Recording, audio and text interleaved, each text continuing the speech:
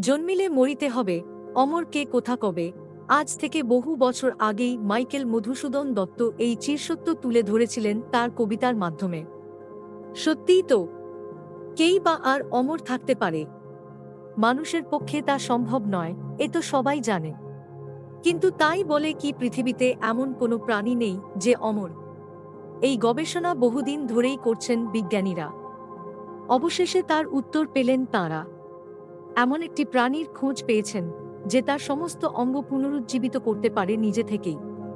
এক কথায়, মৃত্যু ছুঁতে পারে না এই প্রাণীটিকে।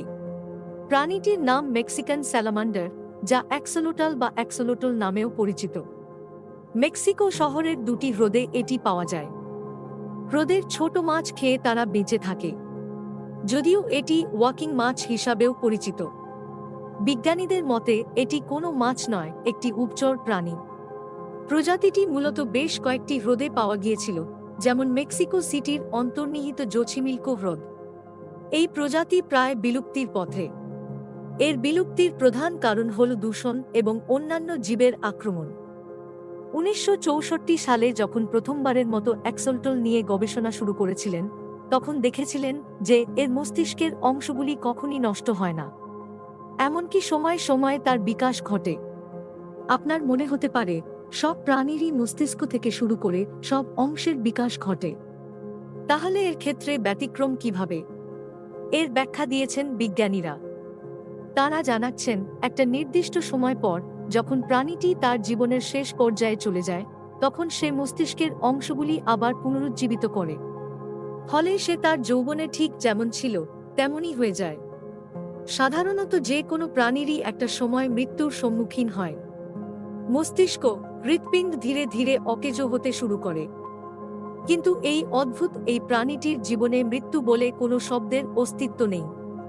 কারণ এই প্রাণীটির বিশেষত্ব হল এটি তার মস্তিষ্ক, মেরুদণ্ড, হৃৎপিণ্ড এবং হাত পা পুনরুজ্জীবিত করে। কিভাবে সে এই কাজ করে? অ্যাক্সোলোটাল মস্তিষ্কের কোষগুলিকে পুনরায় বিকাশ করে এবং তাদের মধ্যে সংযোগ স্থাপন করে। কিন্তু কিভাবে সে নিজেকে যৌবনে ফিরিয়ে নিয়ে যেতে পারে? এই উত্তর জানার জন্য বিজ্ঞানীরা এই প্রাণীর হৃৎপিণ্ডের একটি মানচিত্র তৈরি করেছিলেন। তারপর তাঁরা জানতে পারেন কিভাবে অ্যাক্সোলোটাল মস্তিষ্কের পুনর্বিকাশ করে। তাঁরা জানান অ্যাক্সোলোটালের মস্তিষ্কের বিভিন্ন অংশের বিভিন্ন কোষ বিভিন্ন কাজ করে। বিজ্ঞানীরা প্রাণীটির মস্তিষ্কের সবচেয়ে বড় অংশ টেলেনসফালন নিয়ে গবেষণা করেছেন। টেলেনসফালনকে মানুষের মস্তিষ্কের একটি বড় অংশ বলা হয়। এর ভিতরে রয়েছে নিওকর্টেক্স, যা যে কোনো জীবের আচার আচরণ ও অনুভূতি সম্পর্কে জানায়। গবেষণায় কি দেখা গিয়েছে? গবেষণায় দেখা গিয়েছে যে এই প্রাণীর নিওকর্টেক্স অন্যান্য প্রাণীর থেকে অনেক বেশি শক্তিশালী। এটি তার মস্তিষ্কের বিকাশ ঘটায়। ধীরে ধীরে বিজ্ঞানীরা এর মস্তিষ্কের টেলেনসফালনের একটি বড় অংশ নিয়ে গবেষণা করতে গিয়ে দেখেন অ্যাক্সোলোটাল খুব ধীরে ধীরে হলেও প্রতি সপ্তাহে তার মস্তিষ্কের বিকাশ ঘটায়।